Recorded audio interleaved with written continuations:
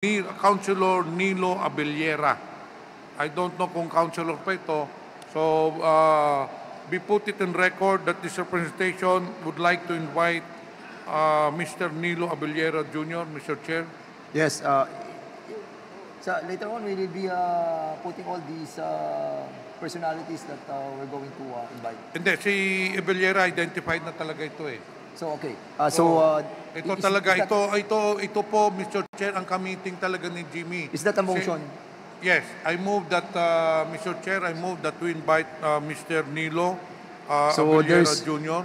There's a motion to invite Councilor Nilo Abellera Jr. I second. Also known as Small. Also known as Small. I second the motion. There's a second motion. Any objection? Hearing none, the said motion is now approved. Mr. Chair, Jimmy, isa pong Wait. Yes. You want to... Mr. Vidasto Cabral Baracuel, Mr. Chair, we put it in record na isa ito na personalidad na imbitahin natin. And then si Mr. Pony Chen, Mr. Chair. Pony Chen. The omnibus motion eh. Isa po rin sama na nila doon. The omnibus motion did not mention the personalities. Comsec, please take note of the names of the persons that the committee will invite in our next committee hearing. And we will make that motion and approve the same at the proper time before we adjourn this committee hearing today. Okay, thank you, Mr. Chair. May I proceed? Jimmy, binanggit mo, nung nag-meeting kayo ni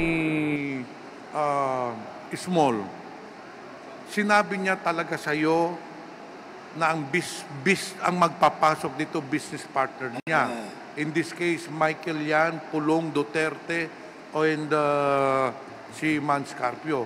Talagang binanggit niya yung pangalan or was it just implied? Direkta bang sinabi yung mga pangalan talaga sa'yo? Binanggit niya po ang mga pangalan na yun. Ilang beses dun sa meeting ninyo? Dun sa 3 beses na nag-meet kayo, 3 beses niya binanggit. Alam niyo po, pag nagmi-meeting kami yan, inaabot kami ng alas 5. Ako umalis na, sila nandun pa. Kasi ang sabi niya lagi, alas 7 pa ako babalik dahil sila nagiinom pa at saka si yung dalawa. So, umalis na ako. Yun lagi, halos magdamag. Hindi yung oras na po yun na magkakasama kami. Yun lagi ang usapan.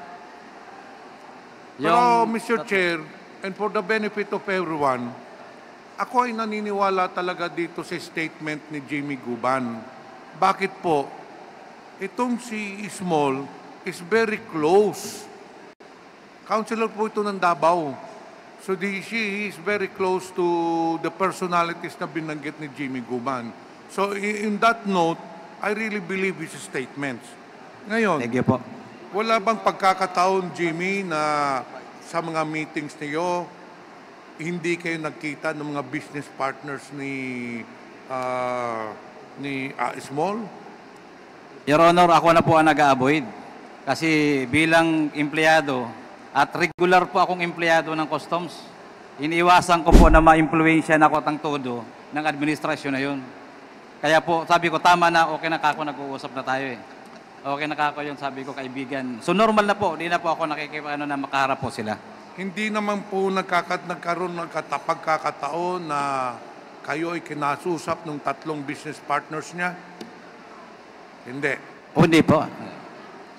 Matapos yung meeting ninyo, dito sa affidavit nimo, Jimmy, sinasabi nyo na ilang beses kayo tinawagan ni Small. Yes, Your Honor. So, after nung meeting ninyo, wala na-out na si Henry, si Small na talagang tumatawag siya direkta. Opo, Your Honor. Pag may nalalaman kagad sila na information that I will be working with those container that was released or missing, yun na kagad. Dahil alam po nila na operatiba po ako ng CIS. I have a team, I am handling a team. Team leader po ako, nagtatrabaho po ako sa bureau. Mga